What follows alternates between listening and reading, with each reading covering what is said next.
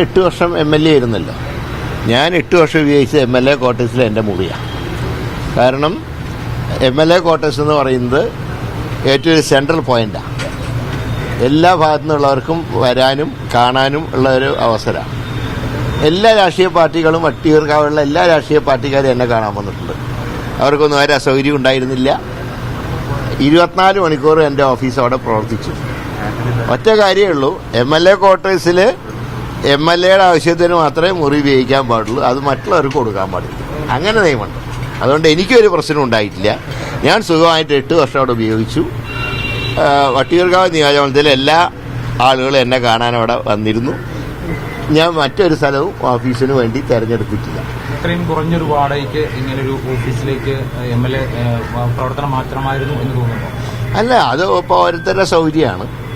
പക്ഷേ ഞാൻ എൻ്റെ കാര്യമാണ് പറഞ്ഞത്. MLA ക്വാർട്ടേഴ്സിലെ മുറി MLAമാർക്ക് മാത്രമേ ഉപയോഗിക്കാൻ പാടുള്ളൂ.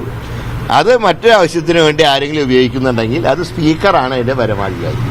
ഞാനുള്ള സമയത്ത് കൃത്യമായി, ഞാനന്ന് ശ്രീ കാർത്തികേയനും പിന്നീട് ശക്തനും സ്പീക്കർമാരായിരുന്ന കാലത്താണ് ഞാൻ എൻ്റെ മുറി ഉപയോഗിച്ചിരുന്നത്. അതിനൊക്കെ കൃത്യമായിട്ട് ആ രണ്ടുപേരും ആ മുറി, എല്ലാ മുറികളൊന്ന് മോണിറ്റർ ചെയ്തിരുന്നു. കാർത്തികേയനൊക്കെ അക്കാര്യത്തിൽ വളരെ സ്ട്രിക്റ്റ് ആയിരുന്നു. MLA ക്വാർട്ടേഴ്സിലെ മുറി MLAമാർ മാത്രമേ ഉപയോഗിക്കാൻ പാടുള്ളൂ എന്ന് അന്ന് നിയമം ഉണ്ടായിരുന്നു. അതുകൊണ്ട് തന്നെ എനിക്ക് അന്ന് ഒരു പ്രശ്നവും ഉണ്ടായിട്ടില്ല. അന്ന് വട്ടിയൂർക്കാവിലെ ജനങ്ങൾക്ക് അതുകൊണ്ട് ഒരു പ്രയാസം ഉണ്ടായതായിട്ട് എൻ്റെ അറിവിൽ പെട്ടിട്ടില്ല. ഉണ്ടായത് ഞാൻ രണ്ടാമത് ജയിക്കില്ലല്ലോ.